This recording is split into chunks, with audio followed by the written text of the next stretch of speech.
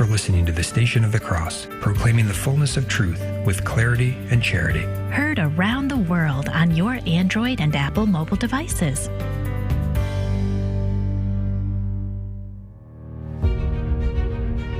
The Simple Truth, rising up to explore the difficult topics of real life.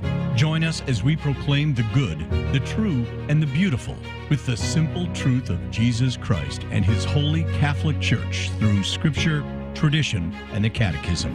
And now, your host, Jim Higgins. Great to be back with you on The Simple Truth, where we proclaim the life-giving reality of Jesus and His Catholic Church.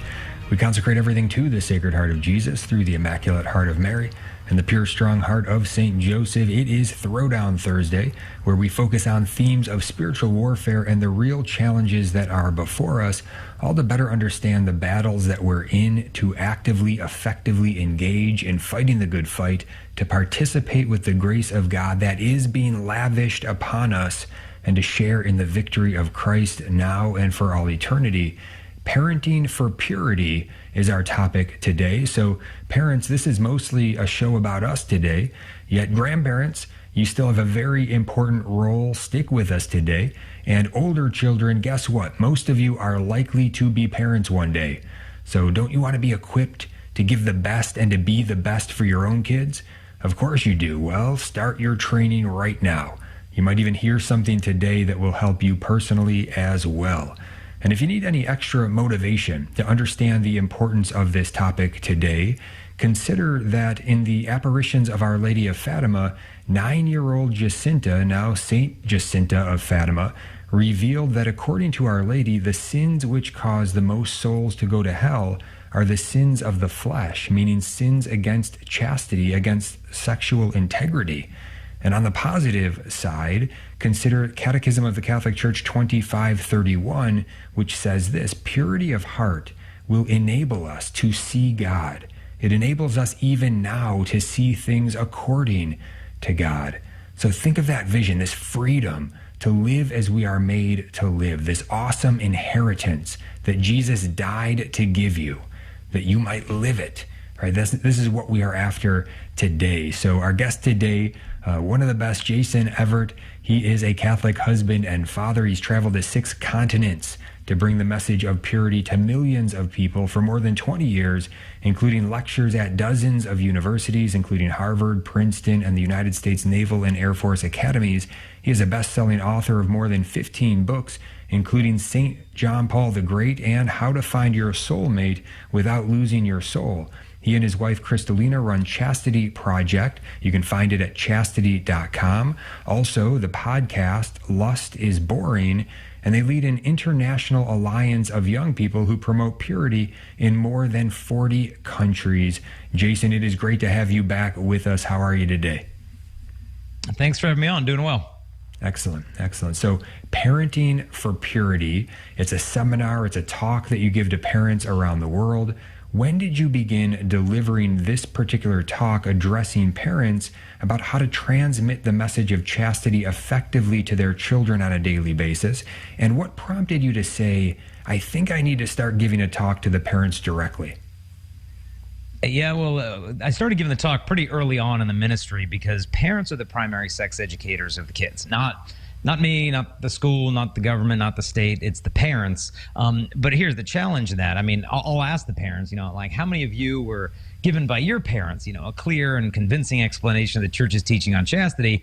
I asked that question 2 nights ago in North Carolina. There's maybe 50 parents there, 60 parents. Nobody raised their hand. Not a single parent in the entire crowd. And so now they're expected to give what was never given to them during a time that makes it more difficult for the kids to be pure. And so, and the challenge of these parent talks is the parents who come are probably already doing a pretty good job.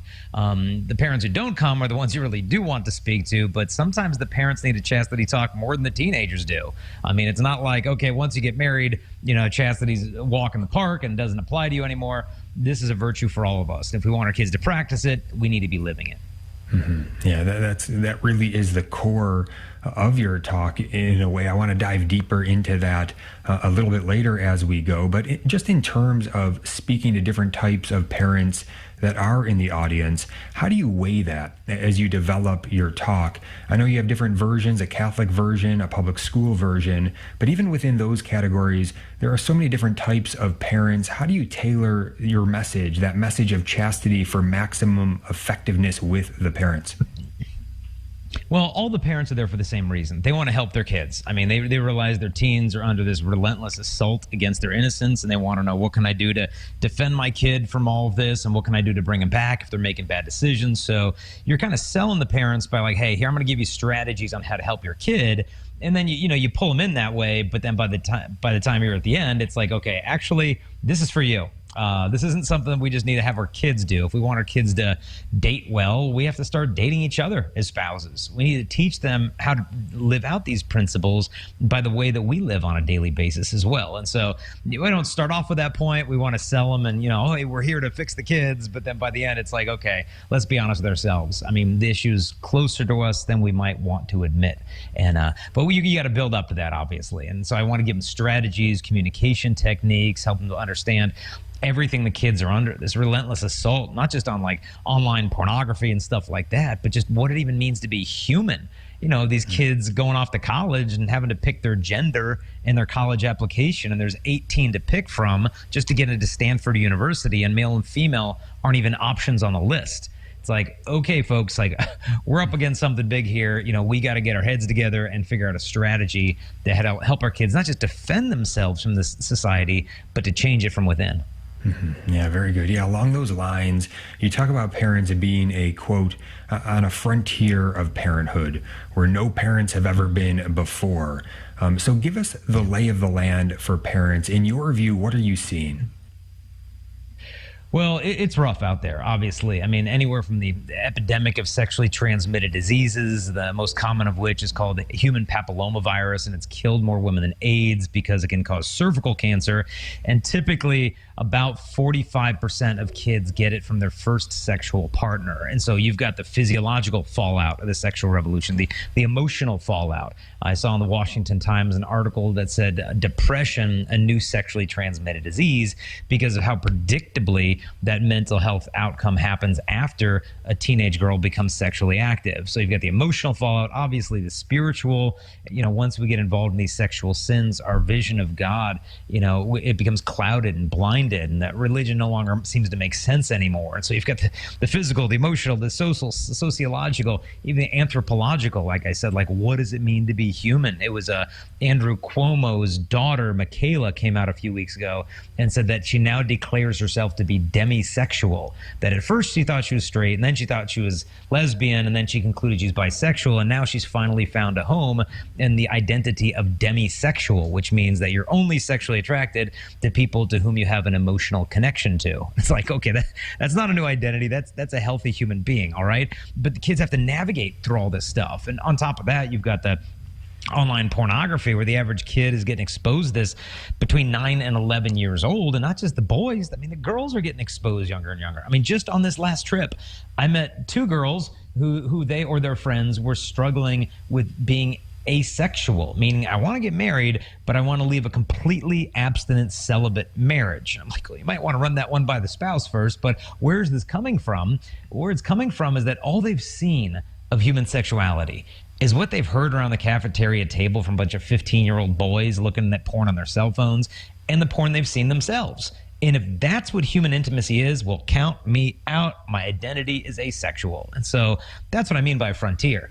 I mean, 1990, year 2000, parents were not up against this stuff, even remotely. But here we are 20 years later, and the game has changed. Mm-hmm. Yeah, you also say a lot of parents give up. For any parents that are listening or watching right now who may be tempted to give up or perhaps have given up in some ways, can you give them a quick pep talk? Yeah, I mean, it's never too late, really. I mean, you might think, well, my kid's never really going to listen to me. They're just going to roll their eyes and stick their head back in their cell phones. But they asked the parents in a big survey nationwide to teenagers. They asked the teenagers, what's the number one factor that shapes your sexual behavior? Is it your friends? Is it the media? Is it music? Like, what is it? The teenagers' number one reply on what impacts their sexual behavioral choices the most was my parents and what they brought me up to believe. And so the parents are the number one primary sex educator. Yeah, on the outside, the kid might look like, okay, whatever, mom. But it's sinking in because ontologically, they look to your authority. They trust your authority because they trust in your love. And yeah, they might kick and scream a little bit. But to me, that tension is healthy to have, where they don't necessarily all agree with all your boundaries and rules and curfews. But it's like if you want a kite to fly, you don't run with the kite, you hold back. And it's that tension that allows it to reach its potential. Mm-hmm. Yeah. What about fathers, especially who maybe have just been, checked out? They've been very passive, permissive in this area, just aloof. What do they most need to hear and remember? Well, if the mom is the one who kind of harps on religion and morality and spirituality, and dad is kind of quiet and off in the corner watching a game or whatever, the kids will subconsciously assume that dad disagrees with mom on all this stuff, but he's just respectful and that's why he's quiet. But he knows down, boys are going to be boys, right, dad? Because if you really agree with mom, why are you so quiet over there? I mean, your silence is deafening. I mean, I'm sure you've seen the studies on when the father of the household is a regular churchgoer and devout versus when the mom alone is. If the mom alone is devout versus the dad, if the mom is the devout one, what is it, like 10, 15% of the kids will grow up to be devout? But if it's the father, the numbers are flipped like 90-something%, even if the mom isn't a believer as well. So, the dad plays an imperative role in bringing them up with the faith and the morals. Mm-hmm. Yes, we're just getting started here with Jason Evert. This is important stuff here, parenting for purity. When we get back, we're going to get in right away to the fact that Jason says that the most common standing ovation that he gets from audiences is from the all-guys high schools, that they are hungry for this message. We're going to find out what specifically within this message they are most hungry for, and we're going to go much deeper, a lot of different areas that are very important with regard to this topic. We'll be right back. Stay tuned.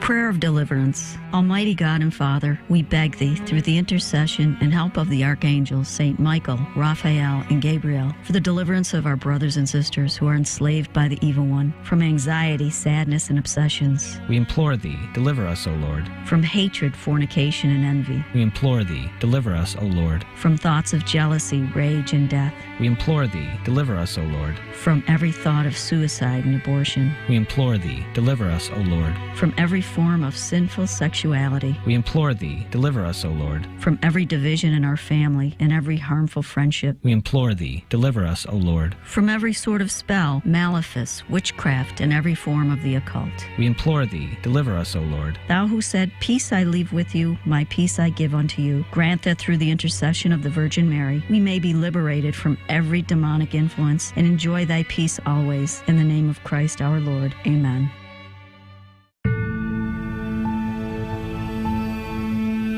There is heresy being taught in the church. Let us not be led astray. I will believe what your church has always believed in the way it has believed it. And, O Lord, I ask you to heal the leprosy of my sin, restore me to Israel, and give me the grace to fight for your beauty, to fight for your church. Sermons for Everyday Living, weekdays from 6 to 7 a.m. Eastern on the Station of the Cross. Hey, Jim Havens here. I'm host of The Simple Truth, which airs every weekday from 4 to 5 p.m. Eastern on the Station of the Cross Catholic Media Network. The focus of the show is authentically receiving, living, and handing on the simple truth of Jesus and his Catholic Church in a down-to-earth, no-nonsense manner. The guests are phenomenal, and each weekday has its own theme, always encouraging us to take the next step in our faith wherever we may be. It's The Simple Truth, every weekday from 4 to 5 p.m. Eastern on the Station of the Cross.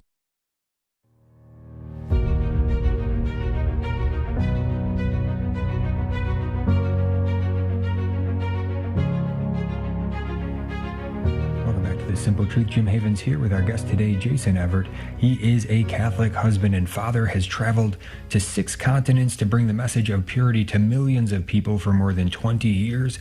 He's a best-selling author of more than 15 books, and he and his wife, Kristalina, run Chastity Project. Lots of great resources there, chastity.com.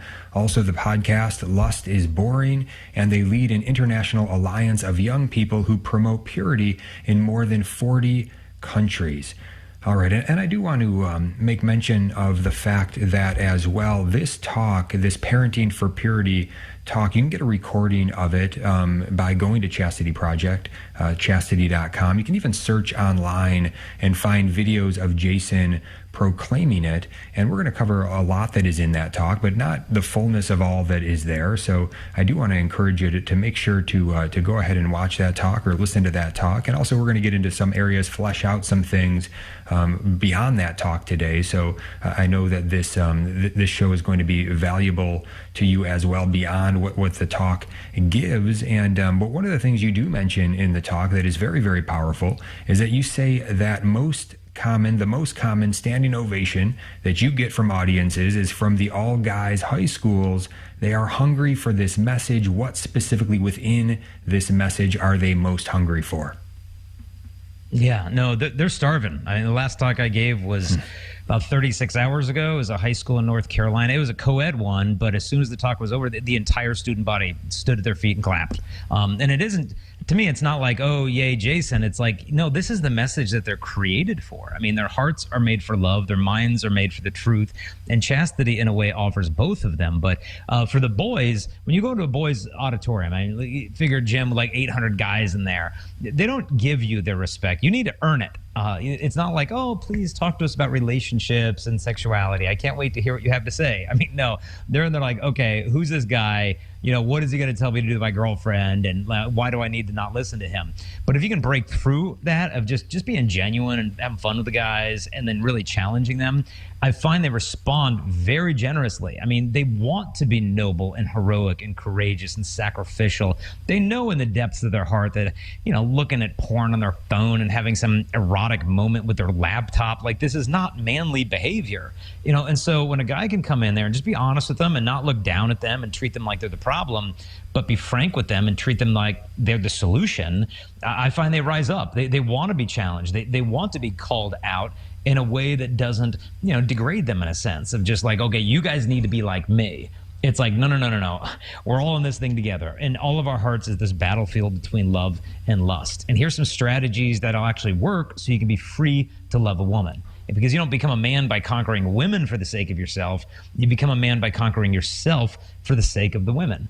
And I find the guy's just like, okay, yeah, like this makes sense. This guy's not shaming me. He's not trying to scare me or, you know, wag his finger in my face.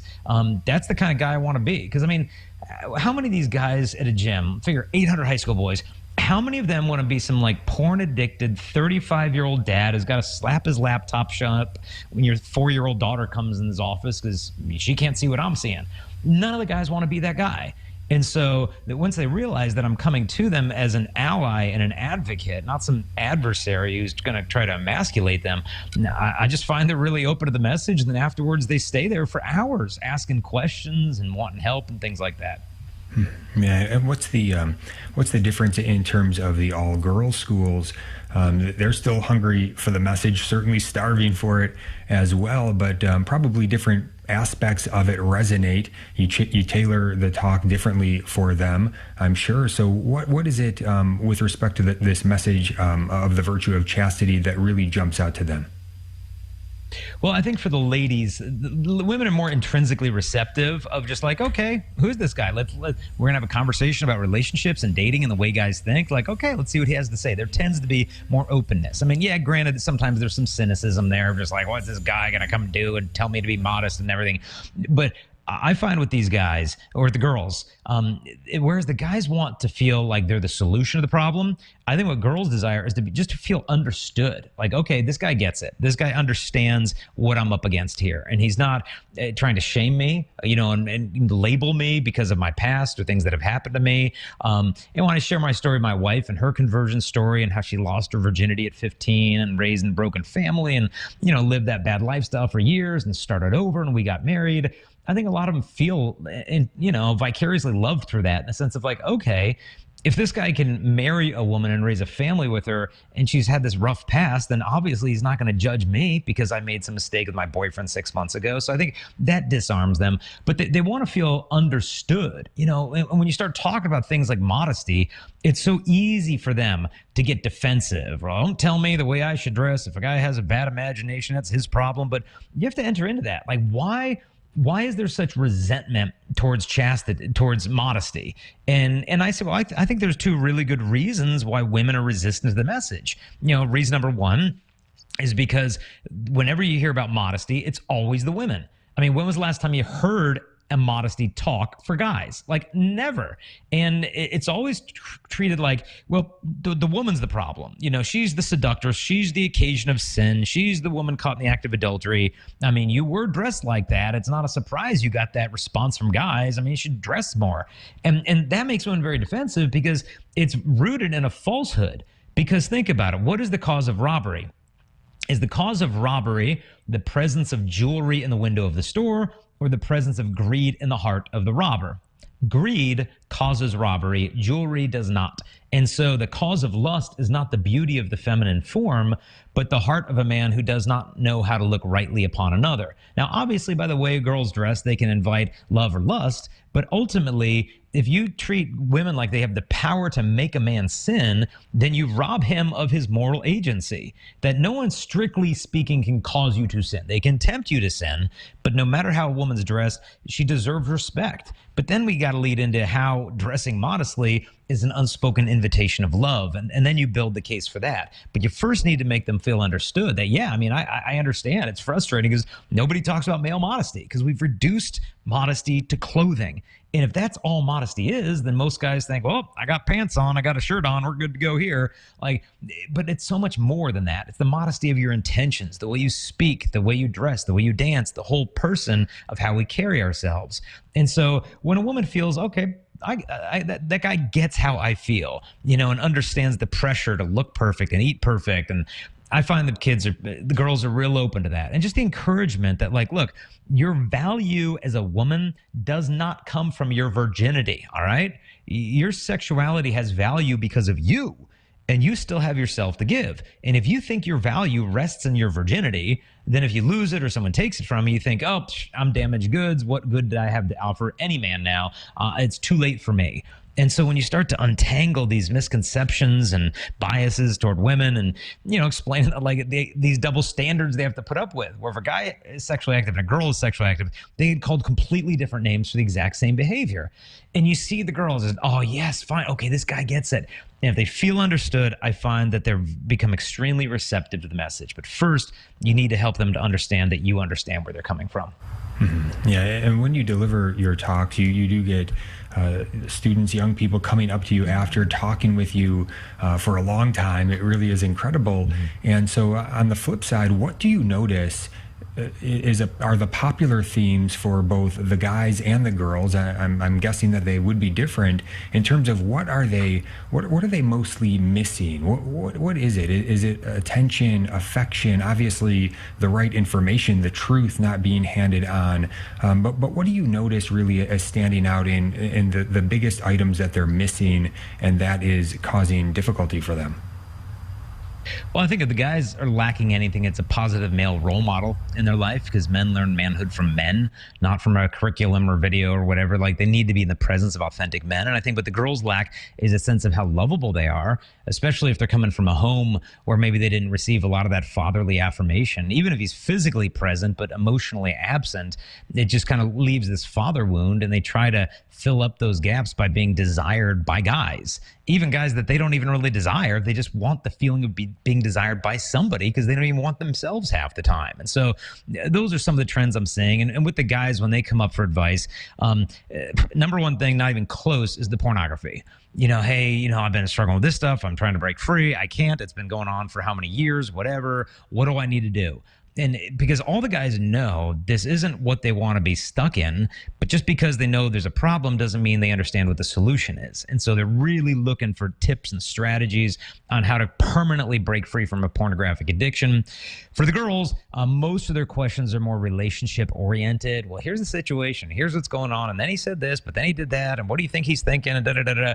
And so they tend to be more we questions, whereas the men tend to be more me questions. And so that's a pretty clear distinction that I tend to see from the guys. Like, well, how far can I go? Can I do this with her? Can I do that with her? It's all about me. For the girls, tend to be a lot more relational by nature. Okay, yeah. And as you mentioned a little bit earlier, isn't so much of what has gone wrong and what is going wrong really a generational problem, in that parents cannot give what they do not have, and that they never received if they've never received this message effectively from their own parents. So, I mean, you notice this. I guess I just want to, encourage parents. Look, if we really see it rightly, I think we should see the opportunity before us. We have the opportunity to completely change the trajectory of our family line here, to participate in the mission of redemption with Jesus and the Holy Spirit of your family line, which affects a lot of serious temporal issues and even affects the salvation of souls. So I just want to encourage us all to get convicted and say, this nonsense stops with me, if that's been your story. But we have to acknowledge whatever sins we have personally committed, sincerely repent of those sins, be resolved to not commit those sins again. Jason, what are the most common sexual sins that parents need to deal with themselves? And I want to invite you to proclaim the truth in these areas to them, as maybe they're listening here, but they just have never even heard it themselves. Yeah, well, I would say, one, they need to entrust their past to the mercy of God. That, maybe there's some stuff that they've done in the past that they haven't confessed. Or maybe they've been to confession, but it's like, hey, Father, forgive me, I did this. And, God's like, well, what about that thing over there? It's like, oh, well, we don't need to talk about that. Maybe another day. It's too shameful. So to make sure that you're not just going to confession, but you're having a great confession, that all that stuff, the skeletons in the closet, like, go to confession and be made new. So that's step number one. In terms of particular sins going on in the marriage, one was pornography. It's huge. And I've met girls that told me, Jason, I've been looking at porn every day for 5 years, because 5 years ago is when I found my dad's porn collection. And he doesn't know that I know that he looks, and he doesn't know that I look now. But ever since I found his pornography, his addiction 5 years ago has become mine. And so if the father gets hooked on this stuff, it's kind of a blunt analogy, but it's a spiritual vasectomy. His capacity to transmit the supernatural life to his family is just cut off from him. And so he needs to tap into resources like Covenant Eyes, things like that, maybe even marital counseling, to really find a way to break free. Because some of these guys have been looking at this stuff consistently since they're 15 years old, and now they're 40, And so, and the other one that we can cover after the break is, are we open to God's plan for our marriage when it comes to how we plan our family? Am I expecting my kid to practice abstinence for the next 15 years, but I'm not willing to practice it for a week? And we can dive into that after the break. Mm-hmm. Yeah, sounds good. Yeah, we can talk about contraception and other items that stir up in this area. And I just do want to encourage anybody who's listening that might be holding on to a serious sin, a mortal sin, go find a priest, go to confession, hand it over to Jesus in that confessional. He wants you to be free of it. If you're going to confession and holding back, withholding, handing over that grave, serious sin, you're not receiving absolution. That's not how confession works. You got to hand over the serious sin, all of it. I just want to encourage you. You are made for that freedom. We'll be right back. Stay tuned.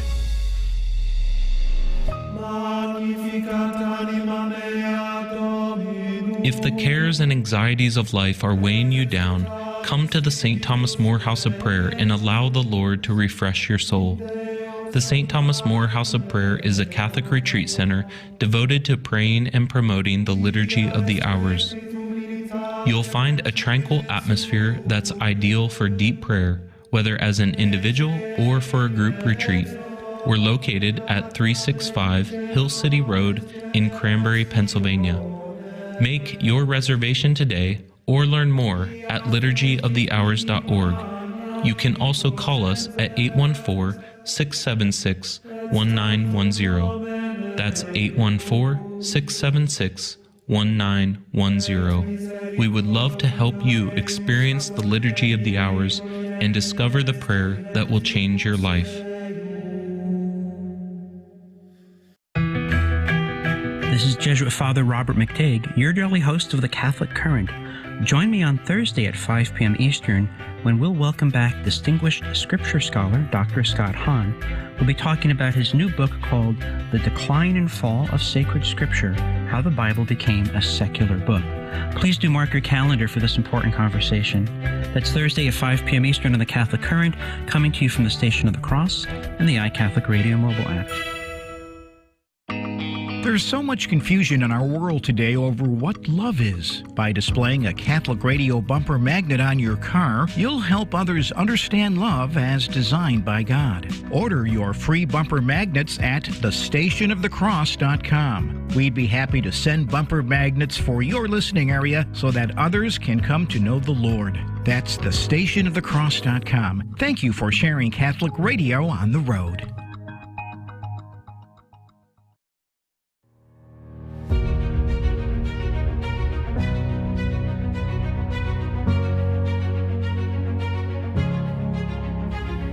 Back to the Simple Truth. Jim Havens here with our guest today, Jason Evert. We are talking about parenting for purity, and Jason is an expert on this topic, to be sure. He has brought the message of purity to millions and millions for more than 20 years through talks, live talks, books, recordings. He and his wife, Kristalina, run Chastity Project. Lots of amazing resources there, chastity.com. The podcast Lust is Boring, and they lead an international alliance of young people who promote purity in more than 40 countries. Amazing what God is doing with Jason and Kristalina Evert. And by the way, I do want to mention we did a testimony. Jason shared some personal testimony a couple months ago now here on The Simple Truth, and it's definitely worth finding that in the podcast and checking that out, where he shares so much of his story.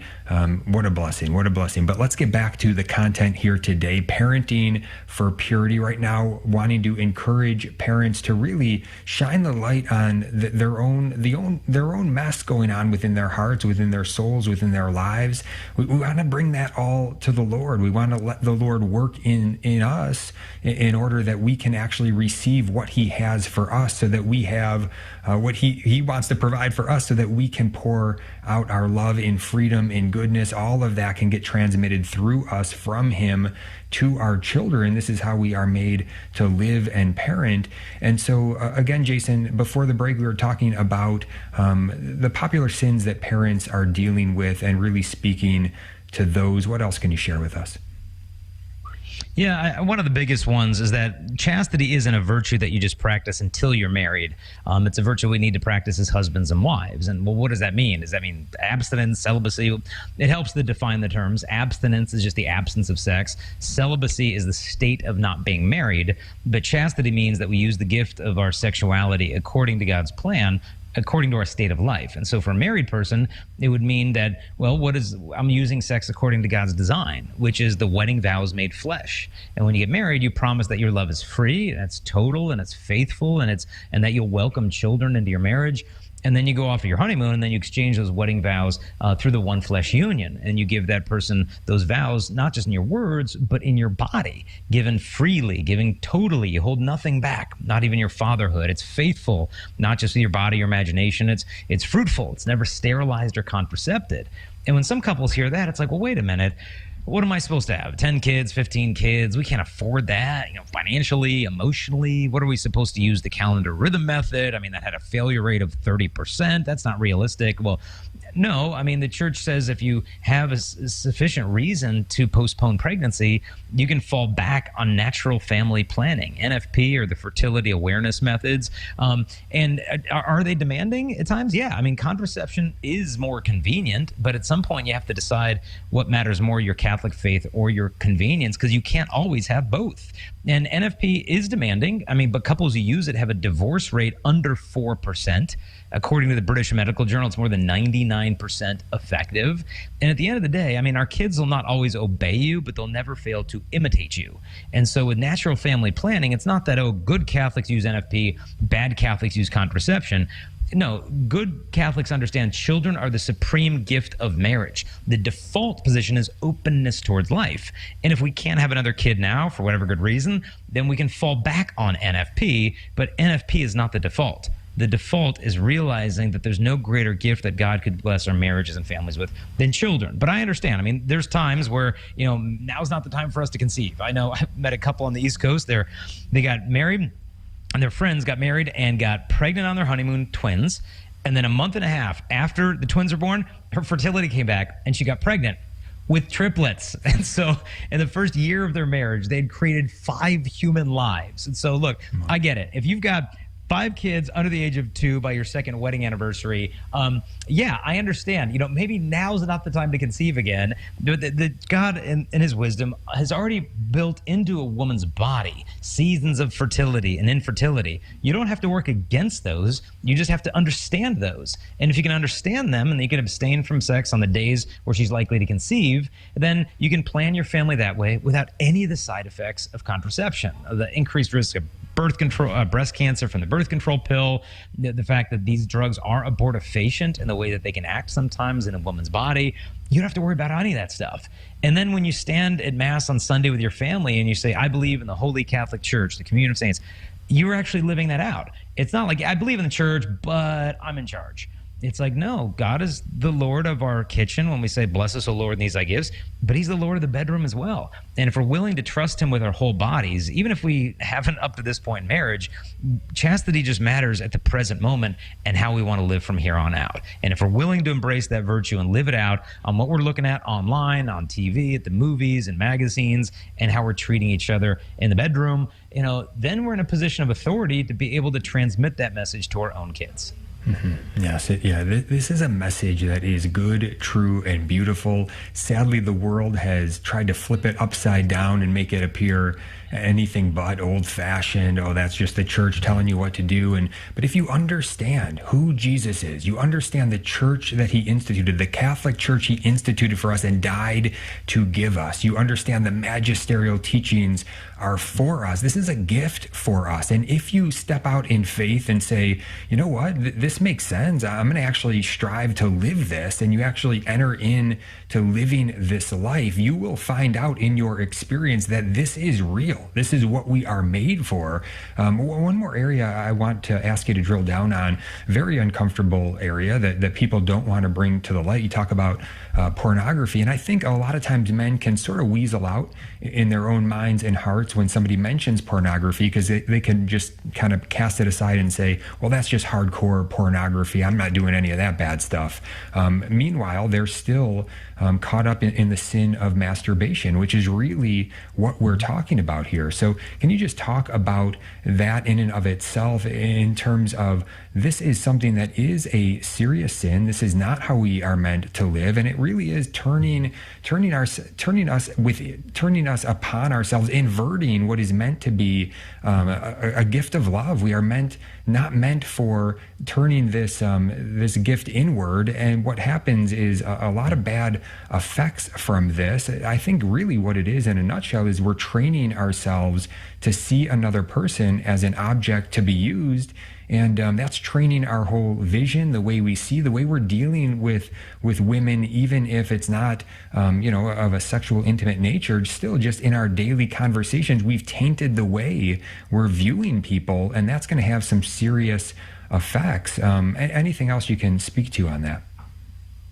Yeah, I mean, what you said reminded me of C.S. Lewis's quote on masturbation, where he said, to me, the real evil of masturbation is that it takes like this natural desire that should send us out from ourselves in order to create a family and children and grandchildren. And it sends all that energy back, in a sense, toward us, where we enter into this little prison of our harem of our imaginary brides, where we're always worshipped, always adored, no demands are placed upon us. And he said the danger is in coming to love this prison. that we're caved in on ourselves. Our sexuality is supposed to be for we, and masturbation caves it in on me. And I think a guy needs to step back and look, okay, when am I messing up? Is it when I'm bored, or I'm lonely, or I'm angry, or I'm stressed out, or I'm tired, or I feel like I have a right to do this because my wife has been so unavailable and I've been so stressed out at work, and I've been such a good boy, and at least I'm not doing this, and at least I'm not doing that, and I could be doing worse things. I'm not actually cheating. And we're spending so much time focusing on what we're not doing that we don't look at what we actually are doing. But God can give us the grace through the sacraments to live this out, to confess it, to start over. But then we need to come up with strategies of, okay, next time I'm bored, is there something else that I could do? Could I go exercise, go jog a mile? Okay, what about when I'm stressed out and I'm angry and I'm lonely and I'm tired? There've got to be, during these moments of desolation, an outlet for healthy consolation, because we're seeking consolation, which is natural. But what porn and masturbation does, in a sense, it kind of retards the whole process of masculine development. That, when we're created in this world, we're created within the woman. That's the home, that's nourishment, that's warmth, that's safety. Then we're born, and immediately the woman's body is the source of consolation and comfort and safety and all that. But then as the man is weaned, and you grow up into a man, in a sense, we no longer run to the woman for consolation. We become a source of strength, of consolation to the woman. It's just a natural process of masculine development. But what porn does is it retards the whole process. Where now, as a grown man, we're running back to the body of the woman during times of desolation. I'm bored, lonely, angry, stressed, tired. I need the woman. I need the fantasy of the woman and to make me feel like a man again. And it's this false promise, because then afterwards you feel less manly than ever. Because Thomas Aquinas said effeminacy is when a man refuses to let go of what is pleasurable in order to do what is arduous. And if that's effeminization, then porn and masturbation is doing a pretty great job of effeminizing our entire culture. But when you break free from it, not only do you gain respect for women more, you gain a lot more respect for yourself as well. Mm-hmm. Yeah, and if you're deep into it, if this is so habitual that you can't imagine life without it, just understand that you still can, with hard work, effort, participating with the grace of God, going to confession every time you fall, going and receiving the Eucharist in a state of grace, continuing to live according to the way those sacraments work. I can just tell you firsthand, there is hope, there is freedom. It's an area that I was deep into and thought, I would never get out of. When I had a big conversion in my early 20s, I thought, okay, Lord, I'll try to live it, but this is an area that's always going to have me. And just being faithful to the sacraments, confession, Eucharist in a state of grace, keep working, keep doing your best, keep praying, keep going back to those sacraments. What happens is you do get a strengthening. And I will tell you, before not that long, it took about a year, I would say, before I really started to experience a great level of freedom, to the point where the freedom came and remains by God's grace. This is now an area I don't even have to think about. It's an area of strength. It's an area of virtue. I would never have conceived that was any way possible. And that's one area where I know that you can't just pull yourself up by your bootstraps. This Jesus and the Catholic Church thing is the real deal. And to me, that proved it to me without a doubt. Anything else along these lines, Jason, that you'd like to share? Yeah, the devil really wants to pour in a lot of discouragement in the initial stages of trying to break free, making you think it's always going to be that hard. But it's almost like if you've got two magnets and you're pulling them apart, it's those first couple inches. I mean, that's the hardest time. And then as they get further apart, it's like, okay, there's not as much resistance. And it's the same thing with breaking free of any addiction. It's those early stages where the devil's going to make you think, you really can endure this for this long? It's going to be impossible. But once we can break beyond that initial, couple months or whatever it may be, it's like, okay, I have more confidence in myself. But you're doing this also for the sake of love. I remember reading one guy, and he opened up to his Christian friend finally about how he was struggling with all this stuff, plus more affairs, prostitution, everything, and told his friend. And his friend said, well, look, if what you really want to do is look at porn and masturbate, then go ahead and do it. His friend was like, what? He's like, yeah, if what you really want to do is look at porn and masturbate, then go ahead and do it. And he knew his friend to be this upstanding Christian guy, and he couldn't believe he was giving them this advice. And he kind of pounded his fist on the desk and said, no, that's not what I really want. And his friend just smiled from ear to ear and said, exactly. And for him, it was like this watershed moment of like, my goodness, maybe there is good in me. maybe this thirst for authentic human love runs deeper than this inclination I have to run back to my lust. And maybe if I could just understand where all these addictions are coming from and have a little bit of mercy and pity on myself, then I wouldn't be living out of these wounds and out of this shame. And then in time with God's grace, I can be really free to love. Because if I can't say no to my sexual impulses, saying yes to them doesn't mean anything. And a wife really knows the difference between a man who makes a gift of himself to her and a man who sees her as an outlet for his lust. And so John Paul II says that as the guy grows in purity of heart, he can give his wife all the peace of the interior gaze, which means that she knows. I mean, women know from 100 yards away how a guy's looking at her, as some collection of body parts or as a respected human being. They know it.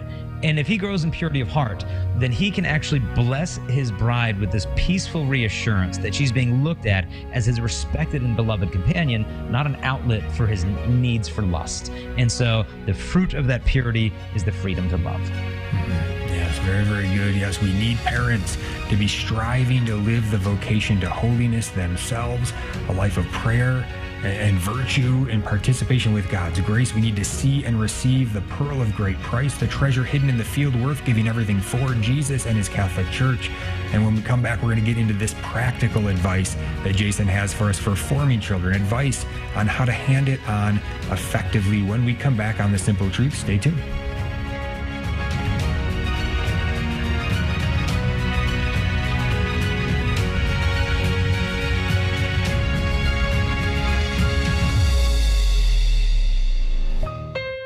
Each weekday from 10 to 11 a.m. Eastern, the Station of the Cross brings you Mother Miriam Live. Mother Miriam is a Catholic nun whose humor, holiness, and years of theological training bless all who are in need of encouragement and practical advice. Hello, beloved. This is Mother Miriam, and I am thrilled to welcome you to Mother Miriam Live. As always, you're going to be able to call, text, or email whatever your questions are. Through a partnership between the Station of the Cross and LifeSite News, you will be able to listen and watch Mother Miriam Live on Facebook at the Station of the Cross, including past episodes on podcast. God bless you.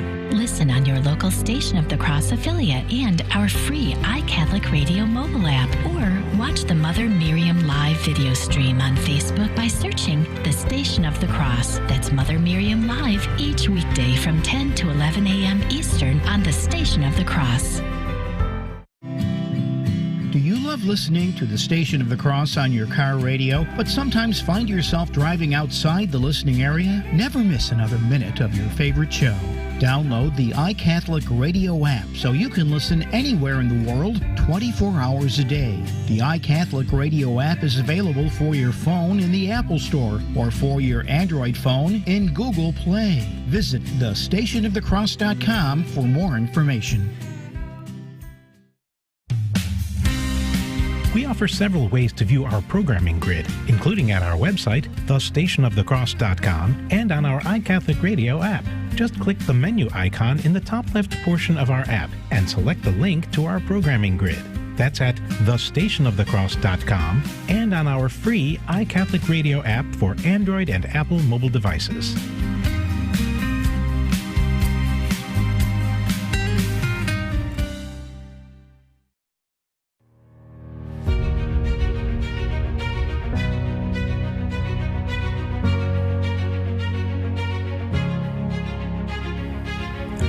Simple Truth. Jim Havens here, our guest today, Jason Evert, and we are talking about parenting for purity. And I do want to recommend the website chastity.com. That's the Chastity Project. You can learn all about Jason's good work there, as well as his wife Kristalina, and a lot of great resources there for you as well. And I do want to recommend one resource here that looks really, really great called Forged, a 33-day program ideal for fathers to do with their teenage sons. You're going to find resources like that at chastity.com. And, just based on that last bit of conversation we had before the break, this is stirring up. So I think this is a good practical point to begin here on some of the practical advice, and that is, again, a point that not a lot of people talk about, but seems to be so important, which is, what is your advice for fathers in terms of what is the right age, or how do you approach it? Some tips on how to approach talking to your young guys, your sons, about masturbation and about how things work, and to help them to have that self-mastery and self-control from a very young age. Yeah, well, a lot of people ask me, like, when do I give my kid the talk? Like, what's the age? And it's like, well, wait a minute. You don't do this with like English and math. Like, when do I give my kid the math lesson? I mean, when do we have the history talk? It's like, no, you got to get ready for 12 years of formation at an age appropriate level. This isn't really a talk, it's a conversation. And so you want to start early and often. Like, you could read books like The Princess and the Kiss or The Squire and the Scroll to your kids. The Squire and the Scroll is a great little storybook for boys, introducing them to like purity. It doesn't get into the birds and bees and sexuality, but we got to start with building blocks. Rual Woods has some good books on the theology of the body that you can read to kids. The Pauline Books and Media has some as well. Theology of the body for like second graders. I mean, the resources are out there. Start early with these building blocks instead of just kind of like having some big conversation when they're 14 and be like, oh, by the way. So, I mean, we got to build up with those things, but we have to realize that they're not probably going to come to us asking about these things. We have to intervene. We have to initiate the conversation in an age-appropriate manner. And obviously, look, I mean, every kid's different. I mean, you might have some kid that's like, 14, 15 years old, and he couldn't care less, how babies are made. And then along comes like your 8-year-old, and he's like, Mom, how'd the baby get in your belly? Oh, God put the baby in my belly. Oh, I know God put the baby in the belly, but by what means did God put the baby in the belly? Like just so precocious and curious and stubborn. It's like, okay, everybody's a little bit different. And so that's why the church doesn't put a number on it, like 12 for this and 15 for that.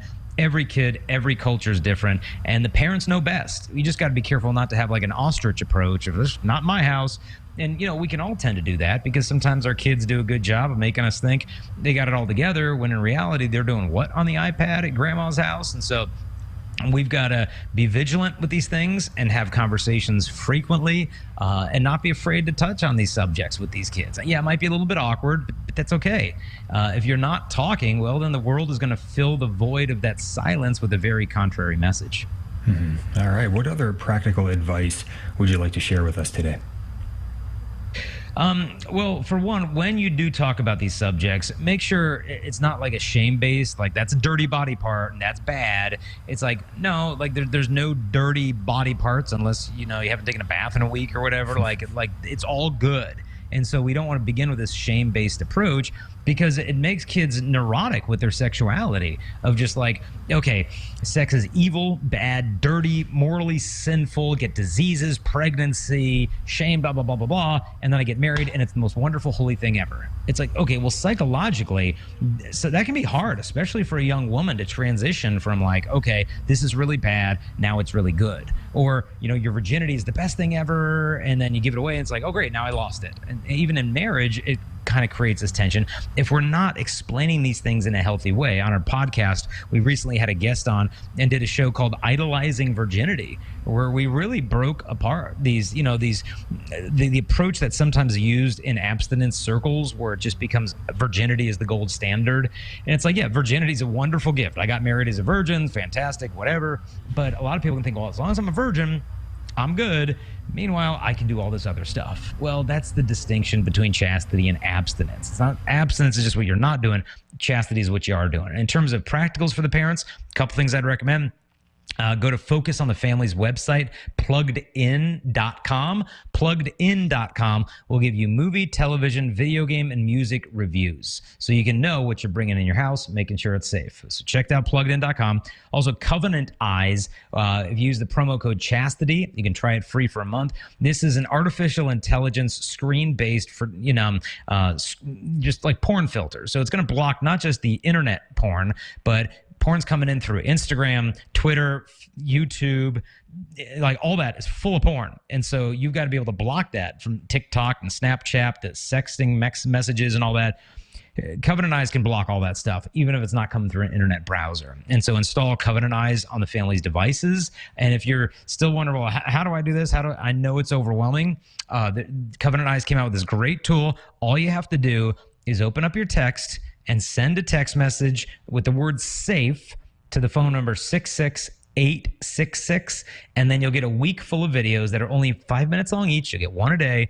And by the end of the week, it'll fully explain how to lock down the Chromebook, the MacBook, the PC, the YouTube, the apps, this, that. Because look, if you were to try to figure this out on your own, it would take weeks. And so they just created a real fast track course, 5 minutes a day. By the end of the week, you'll really feel like you have the house locked down. And so it's just text the word SAFE to 66866, because digitally it's like your family's living in a bad neighborhood and it's not enough to lock the front door or just the back door. I mean, they could come in through any window, down the chimney, up the basement. And so there's a lot of portals of entry. And so thanks to Covenant Eyes, pluggedin.com, resources like that, it can help to create more screen safety. And if the beast has already come in, like for example, the marriage, there's a good new resource called Bloom for Catholic Women. And it's a website for women whose spouses or partners are struggling with porn addiction, because those women need help too, because it's a sexual betrayal wound of what they're going through. I mean, it's traumatic to have a man turn to another woman for sexual satisfaction when he's promised this covenant love to you, and then he's doing this on the side. And so Bloom for Catholic Women, again, pluggedin.com and covenanteyes.com. Terrific. How can parents approach their school if they're like, look, I want to get Jason into my local school? What can they do? What's the process there? I would say don't go Lone Ranger. Get a number of parents who want it, and approach the school of just like, hey, you guys are doing fantastic, blah, blah, blah. And I know you guys are up a lot against, but we have a group of parents here that would like to sponsor a talk for the school to help reinforce what you're already teaching, I'm sure. And so that you're not coming in like you're a problem and we parents are going to fix you, but like, hey, we want to do our part as parents in this community. And we hear from our kid this stuff going on the school bus, in the locker room, under the bleachers, and here and there, and the pornography on the phones, and the cafeteria tables, and all the dances, and the grinding, and this and that. These kids need an extra boost, a little booster shot. And so we'd like to fly out Jason and have him do an assembly at our school, the school down the street, the junior high, the college. We'll put the whole thing together. And so you want to find someone on the faculty that'd be open to it. Maybe the campus minister and they're on fire. Maybe it's a great theology teacher, the vice principal. Find an administrator who you think is going to give you an initial yes, because you've got a bunch of parents saying yes, an administrator saying yes, and even a bunch of students saying, oh, well, we heard him at the conference. I think our school would really like it. The principal's got to pull the trigger eventually. And a lot of these principals are scared. Well, if I bring this guy in, am I going to get some backlash? Is it going to create some problems? Are some parents going to call in upset? Or and you need a guy who has guts who says, look, Catholic identity is first and foremost to this school. And our kids need a positive message of chastity that's not going to shame them, but it's going to lift them up and help them to love each other rightly. But if he knows, well, wait a minute, the parents want it, the vice principal wants it, the campus manager wants it, and teens want it, then even if we do get some backlash from some disgruntled parents who don't agree with the church's teachings on this anyway, at least I'll be able to fall back and say, hey, we've got a lot of people who wanted this, and the kids are happy they had the talk. And they just go to chastity.com to book a presentation. Yeah, and I just want to encourage people, I was a point person to bring Jason in at a school many years ago now, but I will say just a good man with a Eucharistic heart, going to Mass, going to adoration, praying, everything is prayerful. A man who is really a man after the Lord's heart, doing good work. He's a great guy to bring in, and I highly recommend it. Jason, thank you so much for being here with us today. Thanks for having me on. Keep up the great work, and listeners, please pray for all the young people we speak to. Amen. All right, God bless you all. We'll see you back tomorrow, Fridays, with Father Imperato. Have a good night.